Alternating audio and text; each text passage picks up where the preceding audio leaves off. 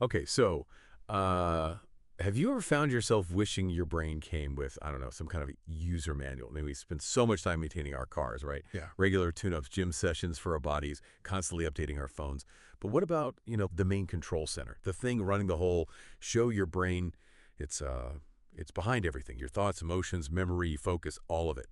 But what happens when it feels a bit out of whack? Maybe it's stress, anxiety, that heavy feeling of depression, or just brain fog. You feel like you're running on fumes, right? Not quite yourself. A lot of us know exactly what that feels like. And this is kind of where something called neurofeedback comes in. It's a science-backed approach that basically helps your brain learn to tune itself up. It uses feedback, direct feedback from its own electrical activity.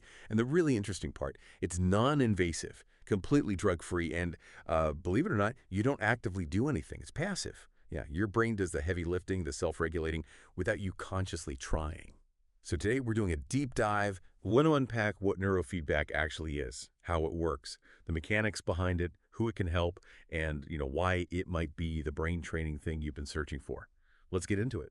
Yeah, it's really fascinating because neurofeedback isn't like studying for an exam. It's not about memorizing facts. It's more about giving your brain like real-time, super specific info about its own patterns, its own electrical chatter. This empowers it basically to learn how to self-correct and find a more, let's say, optimal state. It all builds on the long-established science of EEG electroencephalography. That lets us precisely see and interpret those intricate electrical signatures of how neurons are talking to each other. Okay, so you're essentially listening in on the brain's internal communication, but how does that listening translate into something the brain can actually, use to change? Well, think of your brain like a really complex orchestra. You've got different sections. These are like the different brainwave frequencies, delta, theta, alpha, beta, and so on. For peak performance, cognitively and emotionally, all those sections need to play together in sync, in harmony. Makes sense. But if, say, the violins start racing ahead while the percussion slows right down, the whole sound gets messy, the performance suffers, Mhm. and you feel off. Neurofeedback acts a bit like a conductor in that scenario, a really sophisticated one. It gives immediate feedback, subtle cues that let the brain nudge the whole orchestra back towards better timing, better coordination, dynamic coherence, we sometimes call it. That's a great analogy, the conductor. So how does this whole conducting or tuning process actually kick off? What's step one? Right, so the process itself is very structured, and importantly, it's highly personalized. It starts with something called a QEEG. That stands for quantitative EEG. Now, this isn't just looking at the EEG waves, it's a sophisticated statistical analysis. It creates a detailed map of your brain's activity, a brain map. A map, like showing different regions. Exactly. It pinpoints specific areas and specific frequencies where your brain activity might be dysregulated. Maybe it's running too fast in one area, too slow in another, or different parts aren't communicating efficiently. This gives us objective, data-driven insight into your unique brainwave patterns. We get past just talking about subjective symptoms. Okay, so definitely not a one-size-fits-all kind of deal. That customization seems really key. Oh, absolutely crucial. Once we have that detailed neural blueprint, that map, then a specific individualized training protocol is designed. Every single brain is different, so your plan is tailored precisely to what your brain needs.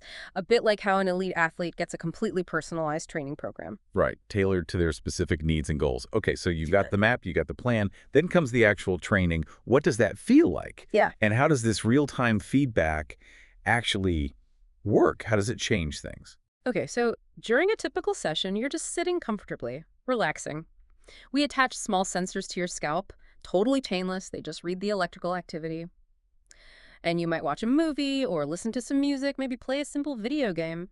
You just engage with that passively. Meanwhile, a computer is constantly monitoring your brainwaves in real time. And here's the clever part, the feedback loop. When your brain shifts into a pattern that we've identified as healthier or more efficient for you, based on your QEEG, Yeah. the screen you're watching might get a tiny bit brighter, or the sound might become clearer, which is a subtle positive reinforcement.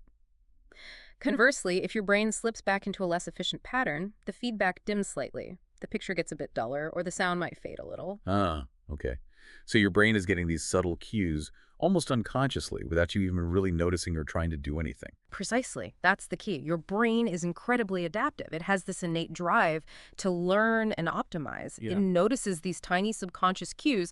Oh, when I do this internally, the reward happens, and it starts to adjust itself to get more of that positive feedback. It's operant conditioning, essentially, but for brainwaves. Mhm. And over multiple sessions, through repetition, the brain learns to sustain those healthier, more efficient patterns more consistently, even when you're not hooked up to the system. Wow. You're not forcing it. You're just providing the right conditions, the right feedback for its own natural self-regulating ability to, well, emerge and strengthen. That idea, the brain learning to optimize itself, Mm. that's pretty profound. So who is this actually for? Who benefits? Is it aimed at specific conditions or is it broader than that? The potential applications are remarkably broad, actually. It can benefit almost anyone looking to enhance their brain health or just improve their performance. It's probably most widely known for helping kids and adults with ADHD. Improving focus, reducing impulsivity, often leading to a reduced need for medication or sometimes even eliminating it, but its reach goes way beyond ADHD. Okay, like what? What other areas might people not immediately think of? Well, it can be really effective for anxiety and depression, helping to calm those overactive brain patterns often associated with them. It can train the brain to shift into slower frequencies more easily, which is great for improving sleep. For people dealing with trauma or PTSD, it can help the brain process stress signals more effectively. We also see a lot of interest from, peak performers, athletes, executives, students, people who want to sharpen reaction times, boost focus under pressure, build mental resilience. Peak performance. Yeah. And then there's support for aging brains, helping with brain fog, improving clarity, maybe boosting memory, even helping the brain recover more typical activity patterns after something like a concussion. Basically, if your brain controls it, and let's face it, the brain controls pretty much everything, neurofeedback likely has a potential role to play in supporting it. That's a huge range. You mentioned growing research. What kind of studies are we talking about? Are there solid, independent studies that back this up? Because, people want evidence. That's a really important point, and yes, the evidence base is definitely growing and getting stronger. For example, there was a meta-analysis back in 2022, Zafarmand and colleagues, that showed some promising changes in brain areas linked to emotional regulation for OCD patients using neurofeedback. And beyond that, there have been multiple double-blind placebo-controlled trials, especially looking at ADHD. These consistently show neurofeedback performing better than sham treatments or placebos, particularly when, established protocols are used correctly and tailored to the individual. Okay, so it's moving beyond just anecdotal success stories into more rigorous scientific validation. Absolutely. And it's not just in clinical settings either. You have elite performance groups, think Olympic athletes, even military special forces actively using neurofeedback. They use it to hone reaction times, improve strategic thinking, stay calm under intense pressure. Look, it's not presented as some kind of magic bullet that cures everything overnight, but the data does support its growing recognition as a serious, non-invasive, drug-free option for helping the brain regulate itself more effectively. Okay, practical question time. If someone's thinking about this, they're probably wondering, how long does it take to see results? Everyone wants to feel better, like yesterday. What's realistic? Yeah, it's a totally fair question. And the honest answer is it does vary. It depends on the person, their specific brain patterns, what their goals are. However, typically people might start noticing some initial shifts, maybe feeling a bit calmer or clearer within the first, say, 3 to 5 sessions. For more consistent, really noticeable changes, the kind that stick, that usually starts becoming apparent around the 8 to 12 session mark. And then for really solidifying those new, healthier brain patterns, making them the new default, often a course of 20 to 40 sessions is recommended for long-term benefit. 20 to 40 sessions. That does sound like a commitment. Why so many? Why does the brain need that much repetition? Well, think about learning any complex skill, whether it's playing the piano or learning a new language. Your brain needs practice. It needs consistent feedback and repetition to actually rewire itself, to build and strengthen those new neural pathways. The more consistently you train, the stronger and more durable those healthier patterns become. It's really about building a lasting capacity for self-optimization, not just getting a temporary boost. And the big one, is it safe? Any side effects, any risks people should know about? It's remarkably safe. It's completely non-invasive. There's no electricity going into your brain, no shocks, no chemicals involved. In terms of side effects, they're generally very mild and transient if they occur at all.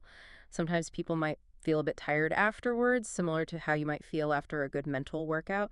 But there are no adverse side effects in the way we typically think about them with medications. Right. You really don't feel anything during the session itself, other than maybe noticing the subtle feedback changes. It's truly passive.